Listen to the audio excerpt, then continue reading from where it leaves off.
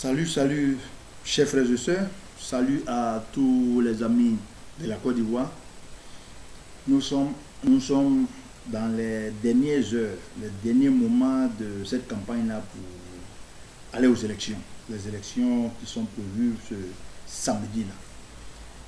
Et comme j'ai dit, c'est une étape vraiment très importante. C'est le jour où on va fermer vraiment définitivement cette page noire de l'histoire de la Côte d'Ivoire. Donc, Ivoiriens, sortez nombreux le 31 pour aller voter, il n'y aura rien.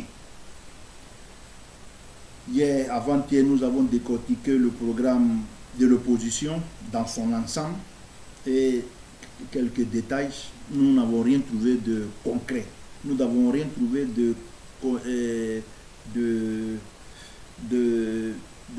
bon. Nous n'avons rien trouvé de bon. Vraiment, l'opposition, c'est zéro à la base. L'opposition est confondue. Aujourd'hui, il faut qu'on parle des champions. Il faut qu'on parle du 20 sur 20. C'est du concret. M. Alassane Ouattara, ce n'est pas un magicien. M. Alassane Ouattara, ce n'est pas l'être le plus aimé en Côte d'Ivoire. M. Alassane Ouattara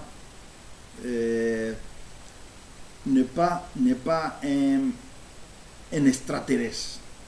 C'est tout simplement un être humain, un homme intègre, un homme formé, un homme conséquent, un homme cohérent et un homme compétent.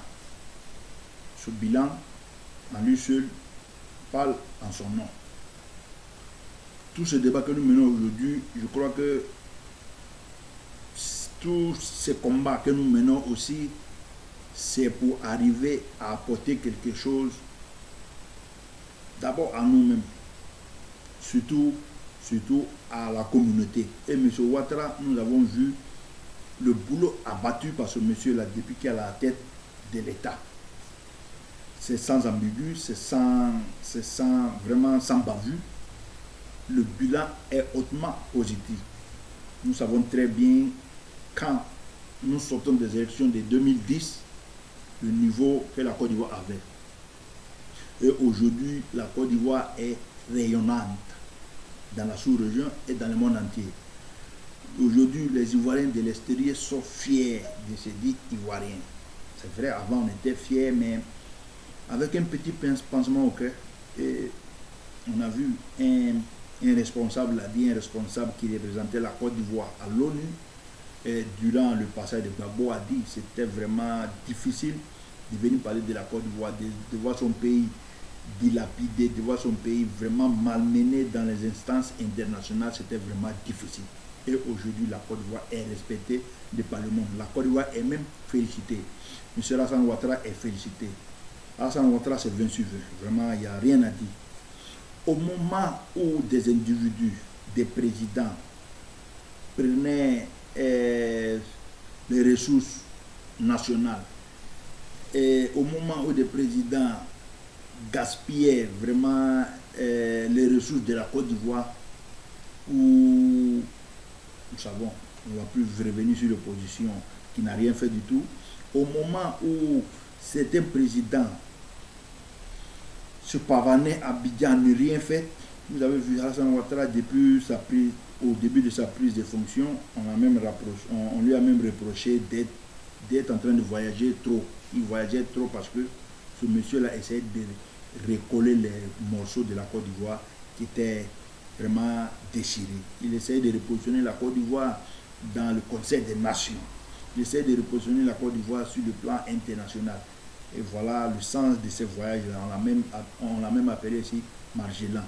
D'autres me m'ont dit, mais tu ne peux pas refuser cette histoire de CEDEAO-là parce qu'on avait des problèmes en Côte d'Ivoire. Mais je crois que pour être bien dans sa maison, vraiment, il faut être bien avec ses voisins. Pour vivre bien, nous vivons dans une communauté et il faut faire attention à cette communauté-là. La Côte d'Ivoire aujourd'hui a retrouvé sa place. La Côte d'Ivoire a retrouvé ses amis. Vraiment, c'est plus important. C'est très, très important dans la constitution d'un pays. Maintenant, le débat, c'est la Côte d'Ivoire. La base d'une société civilisée, d'une société moderne, tout simple, sont 4 choses. L'éducation, la santé, la sécurité et la justice. Toute nation qui aura compris ces 4 éléments, qui aura fait de ces 4 éléments sa base, je crois que cette société-là va réussir. Et c'est ce que M. Ouattara est en train de faire. Nous avons vu de nombreuses écoles, de nombreux centres scolaires qui sont en train d'être construits, de nombreuses universités en construction. L'école ivoirienne retrouve sa place. L'élève ivoirien retrouve sa connaissance, cette connaissance qui n'aurait jamais quitté nos classes. Et par la faute de ces professeurs, des soi-disant professeurs du FPI qui ont bafoué l'école ivoirienne. Et aujourd'hui, M. Alassane Ouattara restitue l'école ivoirienne avec la construction de nombreuses classes, de nombreuses écoles, avec la facilité vraiment d'envoyer des enfants à l'école, avec surtout l'obligation d'envoyer tous les enfants de 6 ans à l'école. Quand tous les citoyens seront formés, la Côte d'Ivoire aura une base pour aller vers cette économie-là, et ce développement-là. On a parlé de l'école, comme on le dit, l'école est en train d'être restructurée. On ne parle pas de centres de santé. Depuis que le président Houphouët-Boigny a construit les CHU, les CHR dans des régions, aucun investissement n'a été fait dans le système de santé par ces opposants-là, ces individus-là, ces anciens présidents. Et aujourd'hui, il a fallu que le président Alassane Ouattara vienne pour pouvoir donner un bon visage au système de santé ivoirien. Nous avons vu par la construction de nombreux hôpitaux. On voit l'hôpital mère-enfant de Benjeloui qui est une référence dans la sous-région.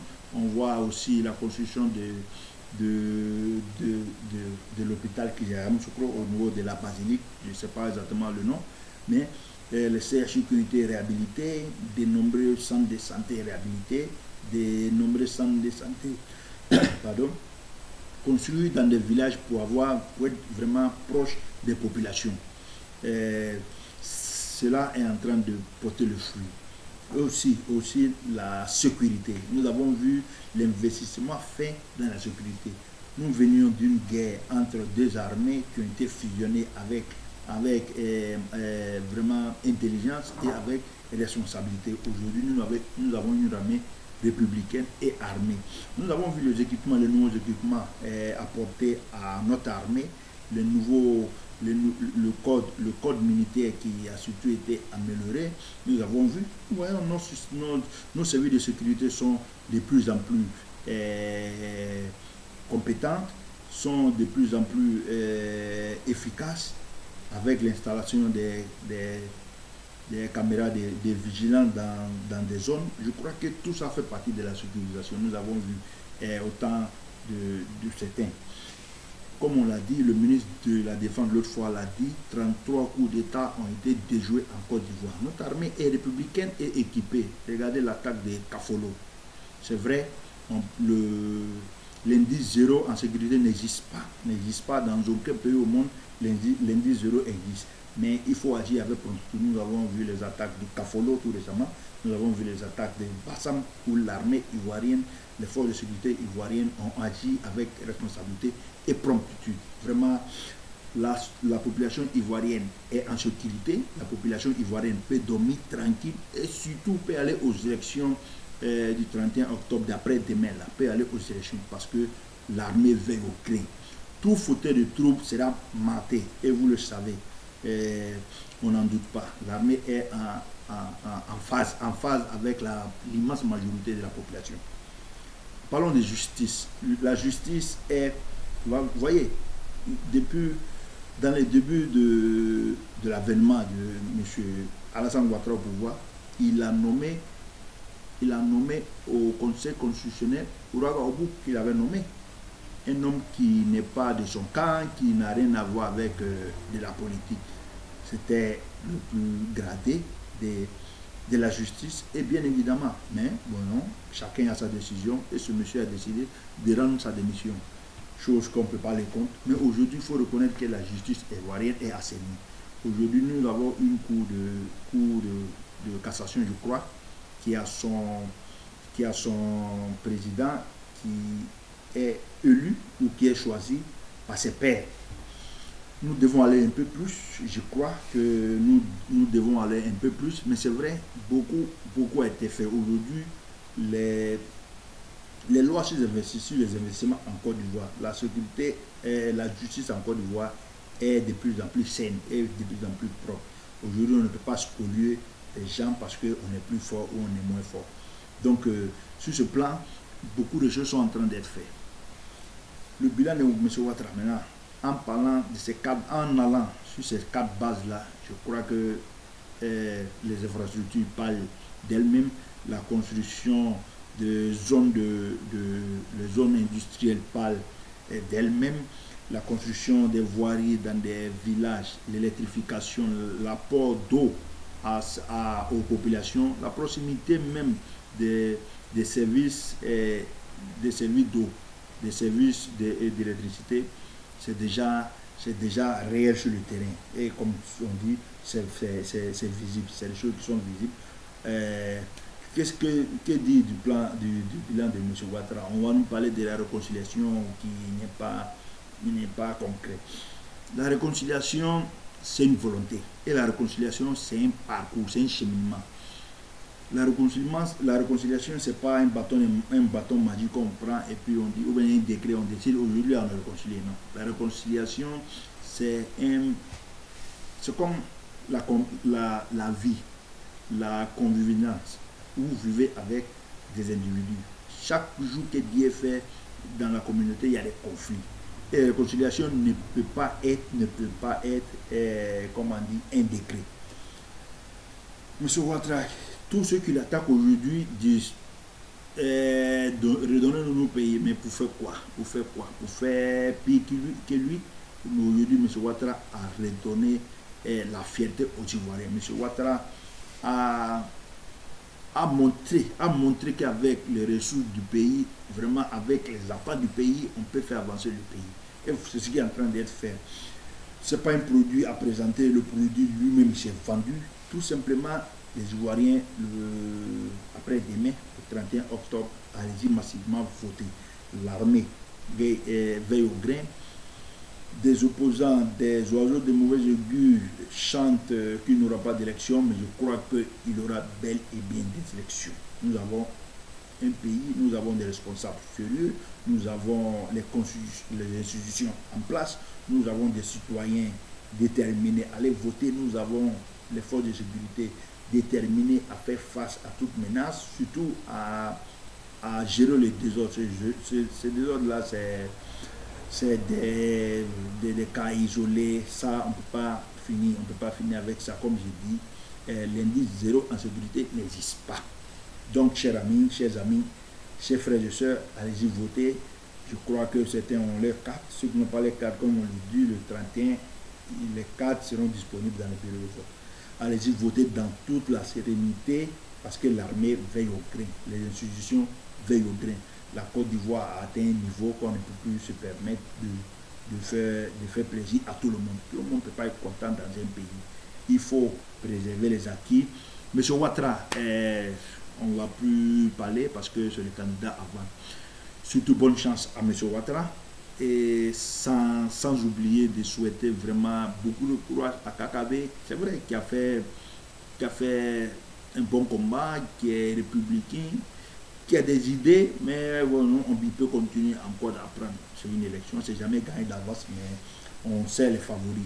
Souvent aussi, les non-favoris qui gagnent des favoris, donc on peut aller à ces élections-là sereinement. Kakabe a toute sa chance, et voilà, il faut que le 31 octobre, là, le soir du 31 octobre, le choix du peuple soit exprimé. Il faut que les populations soient en fête. Il faut que les perdants soient capables de féliciter les gagnants. Il faut que les gagnants, dans toute l'humilité, soient en mesure de respecter vraiment le salut, de respecter ce choix de cette minorité-là. Donc, sur ce, comme j'ai dit, M. Ouattara s'est vendu de lui-même. La Côte d'Ivoire est sur la bonne voie, surtout le 31. Le 31, j'insiste là-dessus. Et il faut que nous soyons fermes. La Côte d'Ivoire aura des élections le 31 octobre. Les élections auront bel et bien lieu le 31 octobre. Vraiment, soyons forts. Le combat est dans le bon sens. Que Dieu bénisse la Côte d'Ivoire.